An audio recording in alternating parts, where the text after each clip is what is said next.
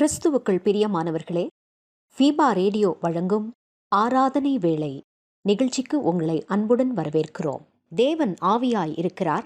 அவரை தொழுது கொள்ளுகிறவர்கள் ஆவியோடும் உண்மையோடும் அவரை தொழுது கொள்ள வேண்டும் என்றார். ஆராதனை வேளை நிகழ்ச்சியை நீங்கள் வாரந்தோறும் கேட்டு ஆசீர்வதிக்கப்பட்டு வருகிறீர்கள். நிகழ்ச்சி பற்றிய மேலான கருத்துக்களை கமெண்ட் செக்ஷனில் பதிவிடுங்கள். உங்கள் நண்பர்களுக்கும் இந்நிகழ்ச்சியை அறிமுகம் செய்யுங்கள். ஆராதனை வேளை.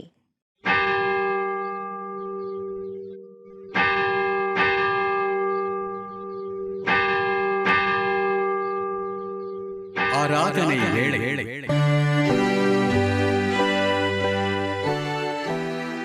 நம்முடைய துவக்கம் பிதா குமாரின் பரிசுத்த ஆவியின் திருப்பேரிலே. ஆமேன். கிறிஸ்துவுக்குள் பிரியமானவர்களே, ஃபீபா ரேடியோ தயாரித்து ஒளிபரப்பும் ஆராதனை வேளை நிகழ்ச்சிக்கு நேயர்களாக்கி உங்களை அன்போடு கூட வாழ்த்தி வரவேற்கின்றோம். கர்த்ததாமே நம்மையும் இந்த ஆராதனை வேளை நிகழ்வையும் அளவில்லாமல் ஆசீர்வதிப்பாராக. ஆண்டவரை நோக்கி நாம் மன்றாடுவோம். இரக்கங்களின் பிதாவே, எல்லா ஆசீர்வாதங்களுக்கும் ஊற்றே, இந்த அருமையான கால வேளைக்காக நாங்கள் உமக்கு நன்றிகளை சொல்லுகின்றோம். அன்பின் ஆண்டவரே, 2024 ஆண்டினுடைய ஆண்டவரே, ஒரு மாத காலம் எங்களை கண்ணின் மணியைப் போல பாதுகாத்து கடைசி ஓய்வு நாளை நாங்கள் காணும்படியாகவும், இந்த ஒரு மாத காலம் நீர் எங்களை கண்ணின் மணியைப் போல பாதுகாத்த தயவுக்காக நாங்கள் உமக்கு நன்றிகளை சொல்லுகின்றோம்.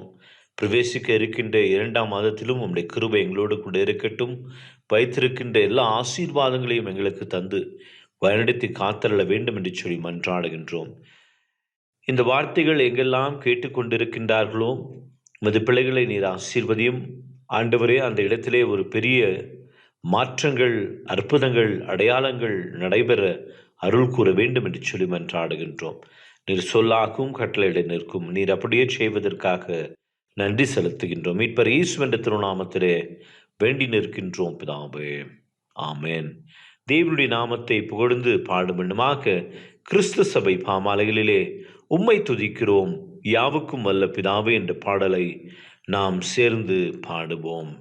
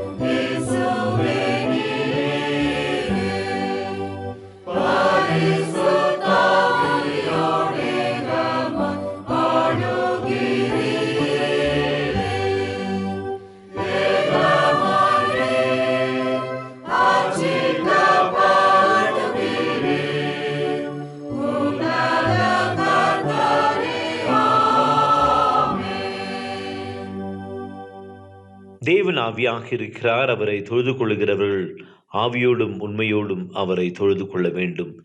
நம்முடைய பிதாவாகிய கடவுளாலும் கர்த்தராகிய இயேசு கிறிஸ்துவினாலும் உங்களுக்கு கிருபையும் சமாதானமும் உண்டாவதாக. இது கர்த்தர் உண்டு பண்ணின நாள், இதிலே களி கூர்ந்து மகிழ கடவோம். சற்று நேரம் அமைதியாக இருந்து நம்மை நாமே ஆராய்ந்து பார்ப்போம். செய்த பாவங்கள், குற்றங்கள், தப்பிதங்களை தேவனுடைய சமூகத்திலே அறிக்கை செய்வோம். தன் பாவங்களை மறைக்கிறவர்கள் வாழ்வடைய மாட்டார்கள். அதை அறிக்கை செய்து விட்டு விடுகிறவர்களோ இரக்கம் பெறுவார்கள் என்று வேதம் சொல்லுகின்றது. பரலோக ராஜ்யம் சமீபமாக இருக்கின்றது. மனம் திரும்பி நற்செய்தியில் நம்பிக்கை வையுங்கள். பாவத்தை அறிக்கை செய்த நாம் பாவ மன்னிப்பின் நிச்சயத்தையும் விசுவாசத்தோடு கூட பெற்றுக்கொள்வோம். சர்வ வல்லமையும் மிகுந்த இரக்கமுள்ள ஆண்டவர் மன்னிப்பையும் பாவ நிவர்த்தியும் நமக்கு கட்டளையிட்டருளி வாழ்க்கை சீர்படுத்துவதற்கான காலத்தையும் தமது பரிசுத்தாவின் கிருபையும் தேற்றுதலையும் நமக்கு தந்தருள்வாராக. ஆமேன். ஆண்டவரை துதியுங்கள். ஆண்டவர் நாமம் துதிக்கப்படுவதாக. இந்த நாளுக்குரிய வேத பகுதியை வாசிக்க நாம் கவனமாக கேட்போம். ஆதியாகமம் 12ஆம் அதிகாரம் வசனங்கள் 1-5 முடிய. ஆதியாகமம் 12ஆம் அதிகாரம் வசனங்கள் 1 முதல் 5 வரை. கர்த்தர் ஆபிராமை நோக்கி, நீ உன் தேசத்தையும் உன் இனத்தையும் உன் தகப்பனுடைய வீட்டையும் விட்டு புறப்பட்டு நான் உனக்கு காண்பிக்கும் தேசத்துக்கு போ. நான் உன்னை பெரிய ஜாதியாக்கி உன்னை ஆசீர்வதித்து உன் பெயரை பெருமைப்படுத்துவேன். நீ ஆசீர்வாதமாயிருப்பாய். உன்னை ஆசீர்வதிக்கிறவர்களை ஆசீர்வதிப்பேன், உன்னை சபிக்கிறவனை சபிப்பேன். பூமியில் உள்ள வம்சங்களெல்லாம் உனக்குள் ஆசீர்வதிக்கப்படும் என்றார். கர்த்தர் ஆபிராமுக்கு சொன்னபடியே அவன் புறப்பட்டு போனான். லோத்தும் அவனோடு கூட போனான். ஆபிராம் ஆரானை விட்டு புறப்பட்ட போது 75 வயதுள்ளவனாயிருந்தான். ஆபிராம் தன் மனைவியாகிய சாராயையும் தன் சகோதரனுடைய குமாரனாகிய லோத்தையும் தாங்கள் சம்பாதித்திருந்த தங்கள் சம்பத்தெல்லாவற்றையும் ஆரானிலே சவதரித்திருந்த ஜனங்களையும் கூட்டிக் கொண்டு அவர்கள் கானான் தேசத்துக்கு புறப்பட்டு போய் கானான் தேசத்திலே சேர்ந்தார்கள் என்பது. வாசிக்கும்படியாக தெரிந்து கொள்ளப்பட்ட வேத பகுதி வாசித்து முடிந்தாயிற்று. தேவனுடைய நாமத்தை புகழ்ந்து பாடுமனுமாக நாம் யாவருமாக இணைந்து நன்றியால் துதி பாடு என்ற பாடலை நாம் கரங்களை தட்டி உற்சாகமாய் பாடுவோம்.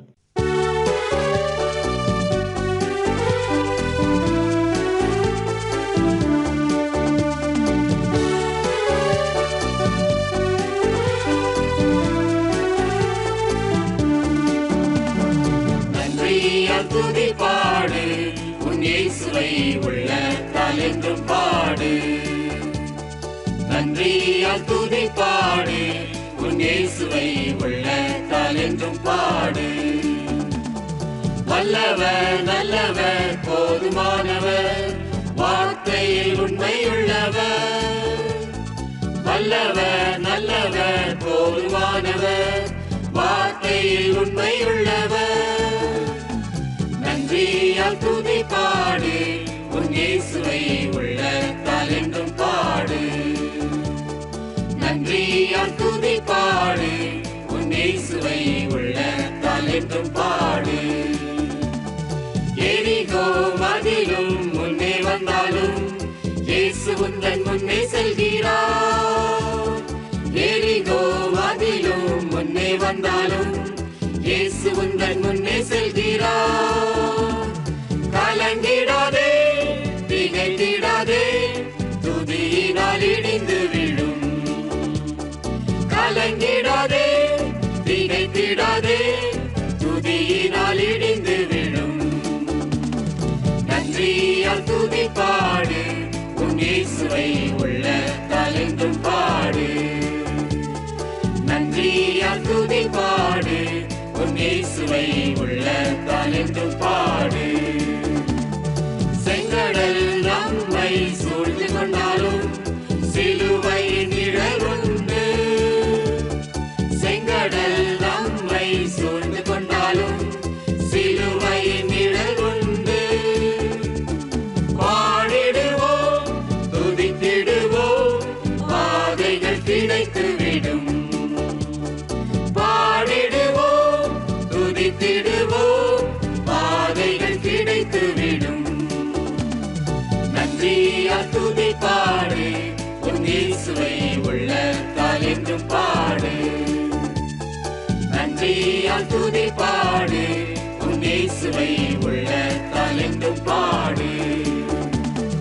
சரீரம் ஆத்துமா ஆவியிலும் சோர்ந்து போகும் வேளையில் எல்லாம்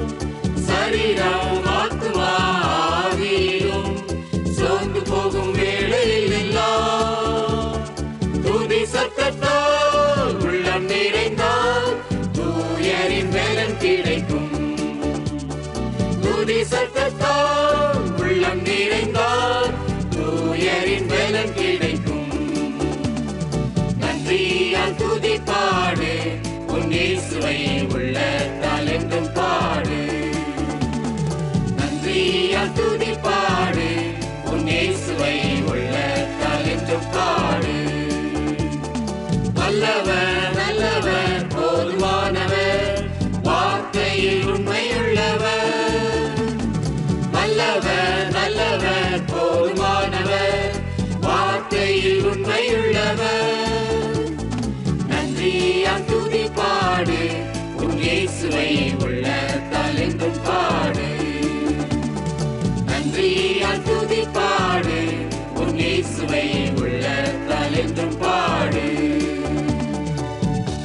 கிறிஸ்துவுக்குள் பிரியமானவர்களே, இந்த அருமையான ஓய்வு நாளிலும் ஆண்டவருடைய செய்தியை நம்மோடு கூட பகிர்ந்து கொள்ளும்படியாக வந்திருப்பவர் மெத்தடிஸ்ட் திருச்சபையினுடைய போதகராக தம்முடைய திருப்பணியை ஆற்றி வருகின்ற அருள் திரு டேவிட் லிவிங்ஸ்டன் ஐயா அவர்கள்.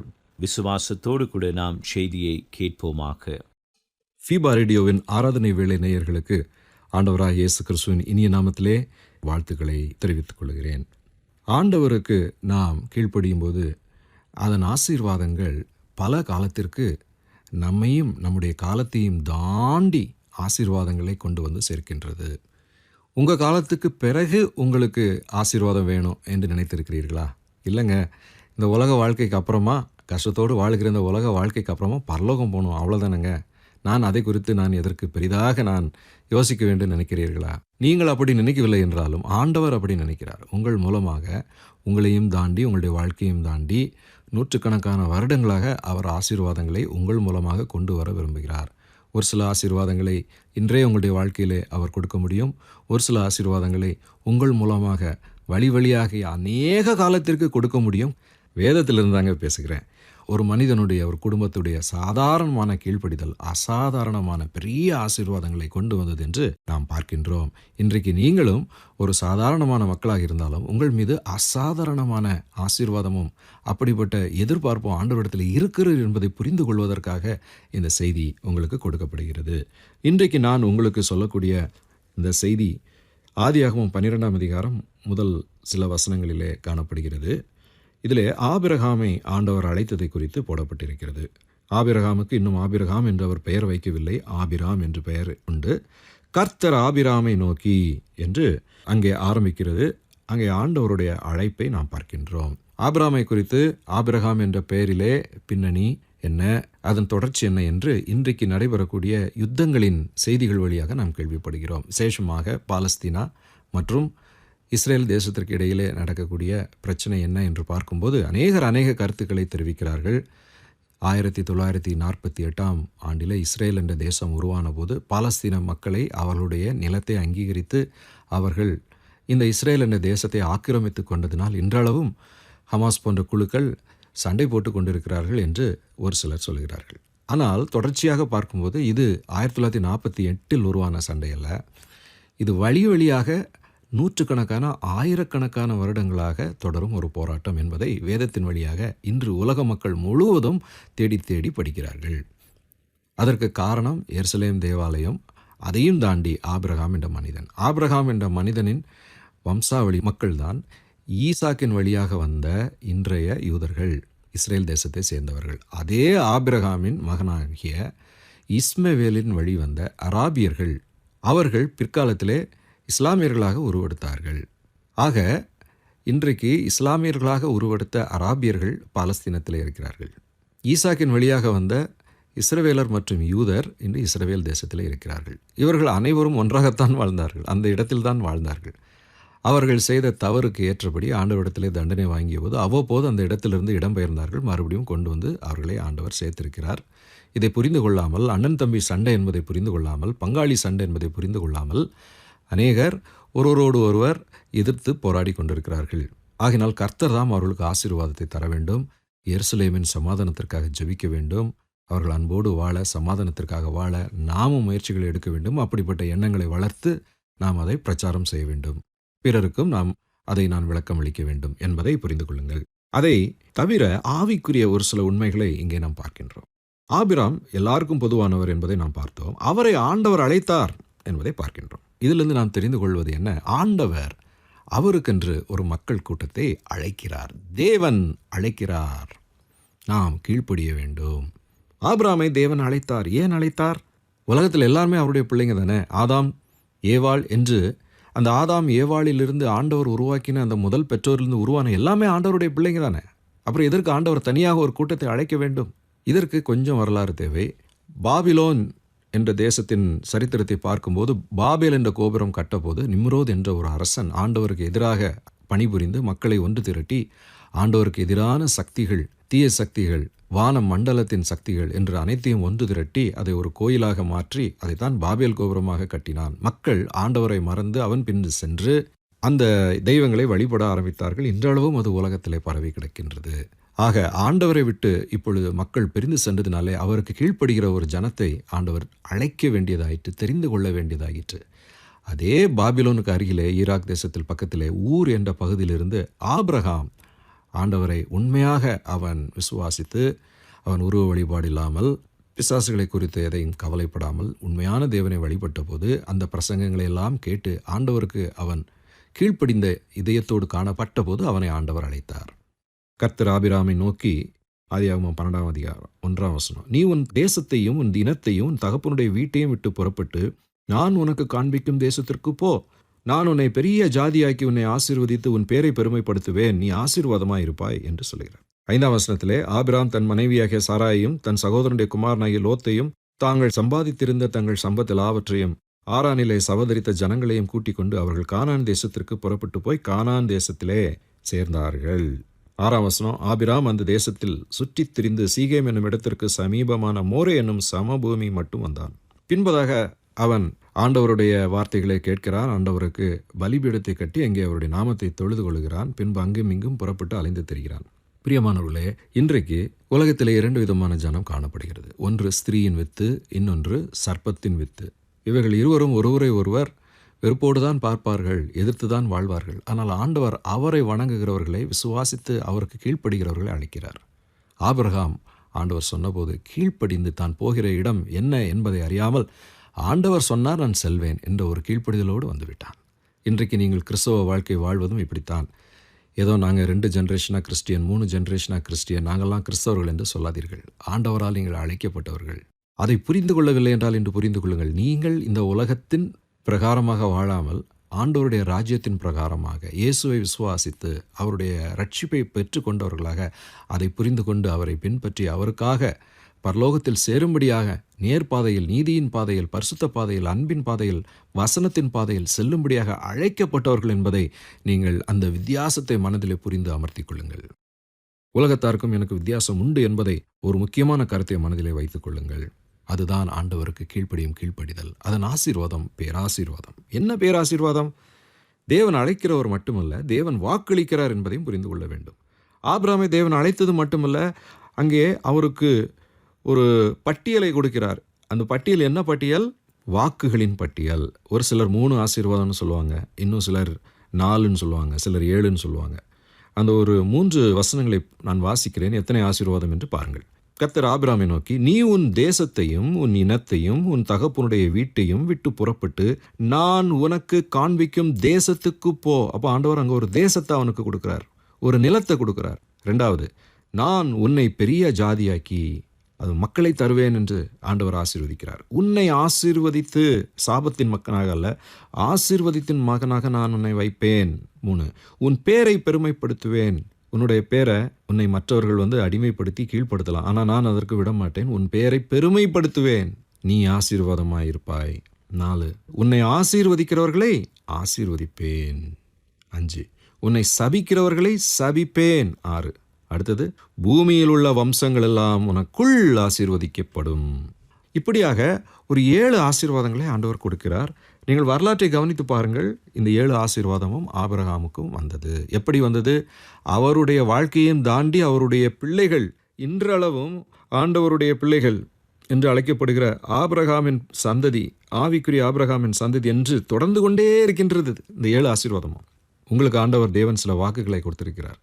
நீங்கள் ஆண்டவருடைய பிள்ளைகளாக அழைக்கப்பட்டவர்கள் என்பதை புரிந்து கொண்டு அவருடைய ராஜ்யத்தின் மகிமைக்காக இயேசுவை பின்பற்றி ரட்சிக்கப்பட்டவர்களாக வாழும்போது இந்த ஆபிரகாமின் ஆசீர்வாதங்கள் உங்களுக்கும் வரும். நல்லா இருக்குல்ல? உன்னை ஆசீர்வதிக்கிறவர்களை ஆசீர்வதிப்பேன், உன்னை சபிக்கிறவர்களை சபிப்பேன். அட, இப்படிலாம் ஆசீர்வாதம் இருக்கா? அது எனக்கு செயல்படுமா? நிச்சயம் செயல்படும்.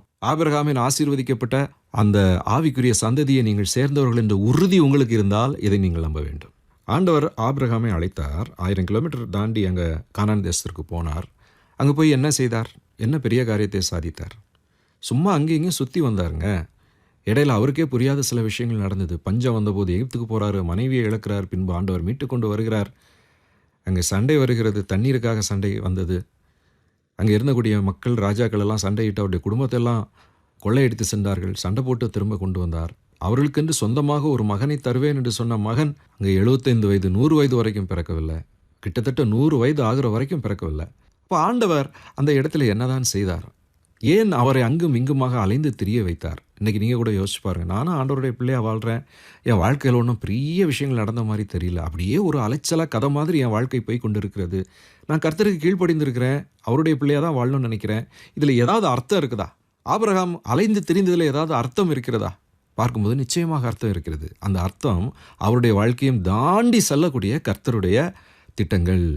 அதை புரிந்து கொள்ள வேண்டும். என்ன திட்டம் அது?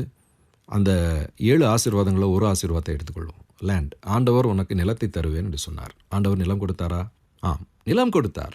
அந்த நிலத்தில் அலைந்ததற்கு காரணம் என்ன? ஏனென்றால் ஆண்டவர் அந்த இடத்தை தான் அலைவதற்காக ஆயத்தப்படுத்தினார். ஆபிரகாம் அங்கே கொண்டு வந்து அதை ஆயத்தப்படுத்தும்படியாக, அந்த நிலத்தை தான் நடப்பதற்கு முன்பதாக ஆபிரகாம் நடந்து பார்த்து அங்கே இருக்கக்கூடிய காரியங்களை எல்லாம் புரிந்து கொள்ளும்படியாக, ஆயத்தப்படும்படியாக அவனை அலைய வைத்தார். ஆபிரகாம் அலைந்த அந்த இடம் அன்று த லேண்ட், வேஸ்ட் லேண்ட் என்று சொல்லலாம். ஒன்றுமே கிடையாது, ஒரு வனாந்தரம், ஒரு காலி நிலம். ஆனால் பின்பதாக இஸ்ரவேலர் அதே இடத்திற்கு தான் வந்து பாலும் தேனும் ஓடுகிற கானான் தேசமாக, வாக்களிக்கப்பட்ட தேசமாக சேர்ந்த இடம். It became a land of milk and honey. அது மட்டுமல்ல, இன்றைக்கு அது ஹோலி நிலம் என்று அழைக்கப்படுகிறது. பரிசுத்த நிலம். ஹோலி லேண்டுன்னா உடனே எல்லாம் இஸ்ரேலுக்கு போகிறாங்க. ஏன்னா அங்கே தான் ஆபிரகாமும் நடந்தார். ஆபிரகாம் நடந்தது போல இயேசு கிறிஸ்துவும் அந்த இடத்துல அலைந்து திரிந்தார். இன்றைக்கு நாம் அலைகிறோம். ஹோலி லேண்டாக மாறி இருக்கிறது. இல்லைங்க, இது யுத்த நிலமாக மாறிப்போச்சு. ஆமாம், கண்டிப்பாக யுத்தம் நடக்கும். ஆண்டவராக இயேசு கிறிஸ்து 2ஆம் வருகையிலே வருவதற்கு முன்பதாக பிசாசுக்கு ஒரு வாய்ப்பு கொடுப்பார். அவன் அந்தி கிறிஸ்துவாக இந்த பூமியை ஆட்சி செய்வான். இஸ்ரவேலுக்கு விரோதமாக அனைவரும் யுத்தத்திற்கு வருவார்கள் என்று போடப்பட்டிருக்கின்றது. இன்றைக்கு அதன் ஒரு பகுதி நடைபெற்று கொண்டிருக்கிறது என்று எடுத்துக்கொள்ளலாம். ஆக யுத்த நிலமாக அது காட்சியளிக்கிறது. மட்டுமல்ல, ஆண்டவராக இயேசு கிறிஸ்து இதை பண்படுத்தி ஒரு பெரிய ஆர்மகதான் யுத்தத்திற்கு பின்பு இந்த பூமியிலே அவர் வந்து அவருடைய கால் அந்த நிலத்திலே பதிந்து அந்த இடத்திலே 1000 வருடம் ஆட்சி செய்யும் என்று போடப்பட்டிருக்கின்றது. அது நித்திய நிலமாக கருதப்படும். ஆக வெறும் ஏதோ ஆபிரகாம் அலைந்து திரிந்தார் அந்த இடத்துல ஒரு காலி நிலத்தில் என்று மட்டும் நினைத்து கொள்ளக்கூடாது. ஆண்டவர் அதை வைத்து அநேக பெரிய காரியங்களை, அவருடைய வாழ்க்கையும் தாண்டி நித்தியம் வரைக்கும் செல்லக்கூடிய காரியங்களை அவருடைய அலைச்சலிலே வைத்திருந்தார். இன்றைக்கு நீங்கள் ஆண்டவருடைய பிள்ளைகளாக விசுவாசத்தோடு வாழும்போது நீங்கள் வாழக்கூடிய சாதாரண வாழ்க்கை, அன்றன்றுள்ள பிரச்சனைகளை நீங்கள் சந்தித்து வாழும் வாழ்க்கை, ஆண்டவர் இதன் மூலமாக பெரிய ஆசீர்வாதத்தை உங்கள் சந்ததிக்கு வைத்திருக்கிறார். அது உங்களுக்கு தெரியாமல் போகலாம், ஆனால் உங்களுடைய கீழ்ப்படிதல் நிலைத்திருக்கட்டும். மூன்றாவதாக, தேவன் ஆசீர்வாதமாக்குகிறார். அழைத்த தேவன் வாக்களிக்கிறார். வாக்களித்த தேவன் இப்பொழுது அவரை ஆசீர்வாதமாக்குகிறார். ஆபிராம் 3ஆம் வசனத்தில் பார்க்கிறோம், பூமியில் உள்ள வம்சங்களெல்லாம் உனக்குள் ஆசீர்வதிக்கப்படும். உனக்குள் ஆசீர்வதிக்கப்படும், உன் மூலமாக ஆசீர்வதிக்கப்படும். You will be a channel of blessing to the whole world. Abraham மூலமாக இன்றைக்கு ஒரு ஆவிக்குரிய சந்ததி, 3 மதங்கள் உருவாகி இருக்கின்றன. இதில் தான் ஆண்டவராக இயேசு கிறிஸ்துவும் இந்த பூமிக்கு வந்த அந்த ரட்சிப்பின் வெளிச்சமும் வந்தது. ஆகையினாலே எப்படி இஸ்ரவேலை பழைய ஏற்பாட்டில் ஆண்டவர் உலகத்திற்கு போதகராக தெரிந்து கொண்டாரோ, ஆசாரியனாக தெரிந்து கொண்டாரோ, இன்றைக்கு சபையை இந்த உலகத்திற்கே ஆசாரியனாக வைத்திருக்கின்றார். நாம் இந்த உலகத்திற்கு ஆண்டவருடைய ஆசீர்வாதங்களை பெற்றுத்தர வேண்டும். ஆகையினால் தான் உலகத்திற்காக நாம் ஜெபிக்க வேண்டும். ஆவிக்குரிய ஆசீர்வாதங்களின் முக்கியத்துவத்தை உணர வேண்டும். பொருளாசைக்கு அதிகமாக இடம் கொடுக்கக்கூடாது. நான் இந்த உலகத்திற்கு ஒரு ஆவிக்குரிய ஆசீர்வாதம் என்பதை புரிந்து கொண்டு நீங்கள் ஜெபிக்க ஆரம்பிக்க வேண்டும். You will be a channel of blessing. ஆசீர்வாதன்றது என்ன தெரியுமா? ஒருத்தர் ஆசீர்வதிக்கப்பட்டவர் என்று எப்பொழுது சொல்ல முடியும்? கோடி கோடியாக பணத்தை வைத்திருப்பதை வைத்து அல்ல. உங்கள் ஜெபத்தை கேட்டு உங்கள் மூலமாக இன்று ஒருவரை ஆண்டவர் ஆசீர்வதிக்கிறாரா? Are you a channel of blessing today to someone?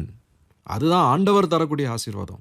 நீங்கள் எவ்வளோ பெரிய தலைவராக இருந்து பொருளோடு வாழ்ந்து, பொண்ணோடு வாழ்ந்து, பதவியோடு வாழ்ந்து யாருமே உங்களை மதிக்கலைன்னா என்ன அர்த்தம்? எதுக்கு அப்படிப்பட்ட ஒரு ஆசீர்வாதம்? ஆசீர்வாதன்றது 4 பேருக்கு ஆசீர்வாதமாக இருக்கணும். அந்த ஆவிக்குரிய உன்னதமான ஆசீர்வாதத்தை ஆண்டவர் உங்களுக்கு தருகிறார். உங்களை அவர் மதிக்கிறார். நீங்கள் உங்களை மதிக்க வேண்டும், பிறர் உங்களை ஆவிக்கிற ரீதியிலே மதிக்க வேண்டும். அதுதாங்க நீங்கள் ஆசீர்வாதமாக வாழ்கிறது. அதுதான் அழைக்கப்பட்ட சந்ததி. சாதாரணமான ஒரு கீழ்ப்படிதல் உங்களை உங்கள் மூலமாக அநேகருக்கு ஆசீர்வாதமாக மாற்றுகிறது. நீங்கள் ஜெபிக்கும் போது ஆண்டவர் அநேகரை ஆசீர்வதிப்பார், விடுதலை கொடுப்பார், சுகம் கொடுப்பார், வெற்றி கொடுப்பார், ரட்சிப்பு கொடுப்பார். அதை விசுவாசித்து நீங்கள் ஜெபியுங்கள். உங்களை ஆசீர்வாதமாக அவர் வைத்திருக்கிறார் என்பதை மறந்து போக வேண்டாம். பிரியமானவர்களே, ஆண்டவர் நம்மை அழைத்திருக்கிறார். அவர் இன்னும் அழைக்கிறார். அவர் வாக்களிக்கிறார். அழைத்த மக்களுக்கு வாக்கை நிறைவேற்றுகிறார். அவர்களை ஆசீர்வாதமாக அமைக்கிறார். இன்று நீங்கள் ஆசீர்வாதமாக வைக்கப்பட்டிருக்கிறீர்கள். மறந்து போகாதீர்கள். சாதாரண மக்களாக இருக்கலாம், உங்கள் மூலமாக ஆசீர்வாதம் உலகத்திற்கு செல்லும். இதை நம்பி விசுவாசித்து உங்களை தொடர்ந்து ஆசீர்வதிக்கும்படி ஜெபம் பண்ணலாமா? அன்பின் ஆண்டவரே, எங்களை நீர் அழைத்திருக்கிறீர். எங்களுக்கு அநேக வாக்குகளை தந்திருக்கிறீர். எங்களை ஆசீர்வாதமாக வைப்பேன் என்று சொல்லியிருக்கிறீர். அப்படியே செய்து கொண்டிருக்கிறீர். இதை புரிந்து கொள்ளாத நாங்கள் இதை புரிந்து கொண்டு நல்ல ஒரு எண்ணங்களோடு உணர்வுகளோடு இந்த உலகத்திற்கு ஆசீர்வாதமாய் வாழும்படி, கர்த்தருக்கு உண்மையாய் கீழ்ப்படுத்திருக்கும்படி வாழ உதவி செய்யும். ஆண்டவர் இயேசுவின் மூலம் ஜெபிக்கிறோம் எங்கள் பிதாவே, ஆமென். எனக்கு அருமையான தேவனுடைய ஜனமே, இந்த நாளிலுமாக நம்முடைய கடந்து வந்து ஆண்டவருடைய செய்தியை மிக ஆழமாக பகிர்ந்து கொண்டு அருள் திரு டேவிட் லிவிங்ஸ்டன் ஐயா அவர்களுக்கு ஃபீபா ஊழியங்களின் சார்பிலும் ஆராதனை வேளை நேயர்களாகிய உங்கள் அனைவரின் சார்பிலும் வாழ்த்துக்களையும் நன்றிகளையும் தெரிவித்துக் கொள்கின்றோம். கர்த்ததாமே அவரையும் நம்முடைய ஊழியத்தையும் திருச்சபையும் குடும்பத்தையும் அளவில்லாமல் ஆசீர்வதிப்பாராக. சத்தியத்தை கேட்ட நாம் அனைவருமாக இணைந்து நம்முடைய விசுவாசத்தை அப்போஸ்தலர் விசுவாச பிரமாணத்தின் வாயிலாக அறிக்கை செய்து அதை நாம் உறுதி செய்வோமாக. வானத்தையும் பூமியையும் படைத்த சர்வ வல்லமையுள்ள பிதாவாகிய தேவனை விசுவாசிக்கிறேன். அவருடைய ஒரே குமாரனாகிய நம்முடைய நாதர் இயேசு கிறிஸ்துவையும் விசுவாசிக்கிறேன். அவர் பரிசுத்த ஆவியினாலே கன்னி மரியாளிடத்தில் உற்பவித்து பிறந்தார். பொந்தியு பிலாத்துவின் காலத்தில் பாடுபட்டு சிலுவையில் அறையுண்டு மரித்து அடக்கம் பண்ணப்பட்டு பாதாளத்தில் இறங்கினார். மூன்றாம் நாள் மரித்தோரிடத்திலிருந்து எழுந்தருளினார். பரமண்டலத்துக்கு ஏறி சர்வ வல்லமையுள்ள பிதாவாகிய தேவனுடைய வலது பாசத்திலே வீற்றிருக்கிறார். அவரிடத்திலிருந்து உயிருள்ளோரையும் மரித்தோரையும் நியாயம் தீர்க்க வருவார். பரிசுத்த ஆவியையும் விசுவாசிக்கிறேன். பொதுவாயிருக்கிற பரிசுத்த சபையும் பரிசுத்தவான்களுடைய ஐக்கியமும் பாவ மன்னிப்பும் சரீர உயிர்த்தெழுதலும் நித்திய ஜீவனும் உண்டென்று விசுவாசிக்கிறேன். ஆமென். மீண்டும் ஒரு விசையாக ஆண்டவருடைய நாமத்தை புகழ்ந்து பாடுவண்ணமாக கிறிஸ்து சபை பாமாலைகளிலே பிதாவே மா தயாபரா என்ற பாடலை நாம் இணைந்து பாடுவோம்.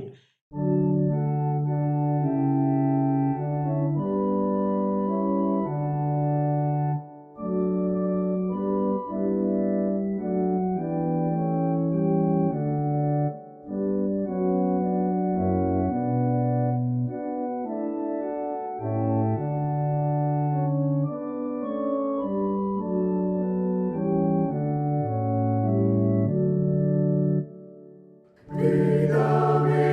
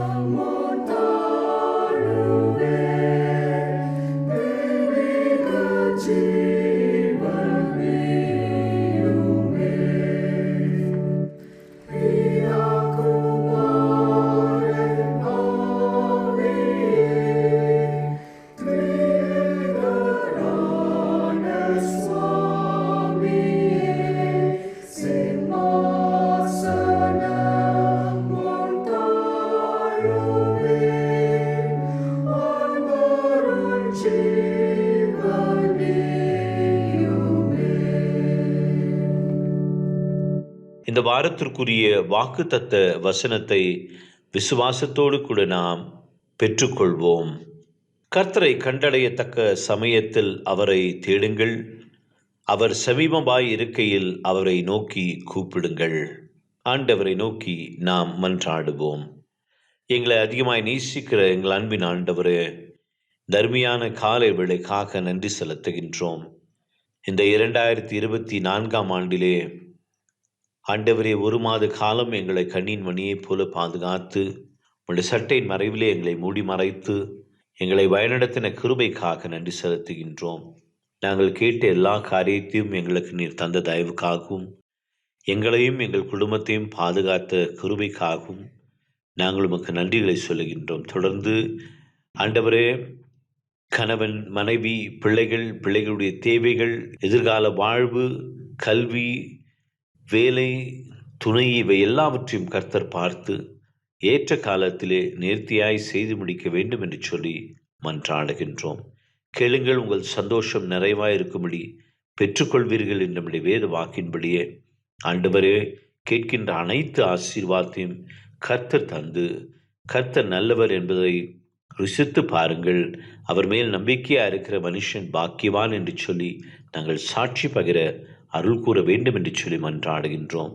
இந்த ஒரு மாத காலத்தை நாங்கள் முடித்து ஜெபத்தோடும் விசுவாசத்தோடும் நம்பிக்கையோடும் இந்த 2ஆம் மாதத்திற்குள்ளாக உம்மோடு நாங்கள் பிரவேசிக்க அருள் செய்ய வேண்டும் என்று சொல்லி மன்றாடுகின்றோம்.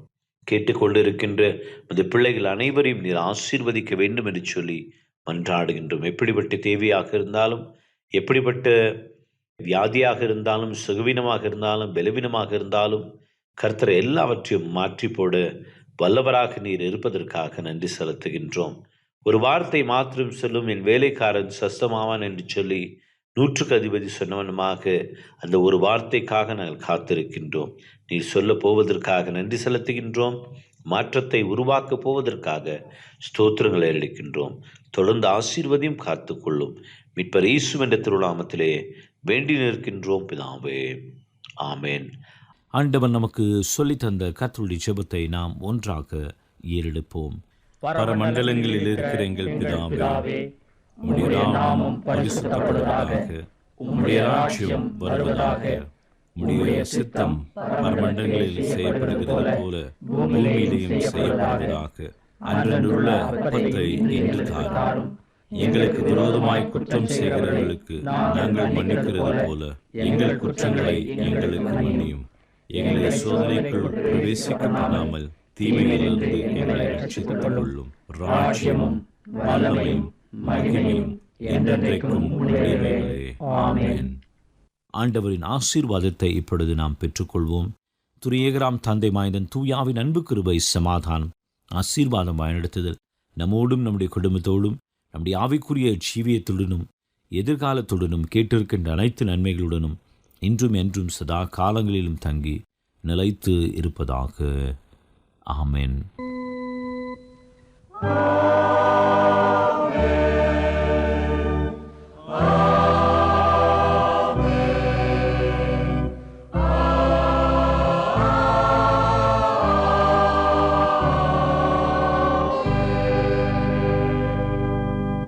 ஆண்டவர் உங்களோடு இருப்பாராக.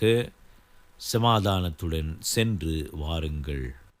மீண்டும் நினைவுபடுத்துகிறோம் நேர்களே, நீங்கள் ஃபீபா ரேடியோவின் நிகழ்ச்சிகள் பற்றிய தகவல்களை அறிந்து கொள்ள விரும்பினால் டிஸ்கிரிப்ஷன் பாக்ஸில் கொடுக்கப்பட்டுள்ள லிங்கை கிளிக் செய்யுங்கள். மேலும் நீங்கள் எங்களோடு தொடர்பு கொள்ள விரும்பினால் டிஸ்கிரிப்ஷன் பாக்ஸில் கொடுக்கப்பட்டுள்ள அலைபேசி மற்றும் தொலைபேசி எண்களை தொடர்பு கொள்ளலாம். வாழ்த்துக்கள் கூறி விடைபெற்றுக் கொள்கிறோம். வணக்கம் நேர்களே.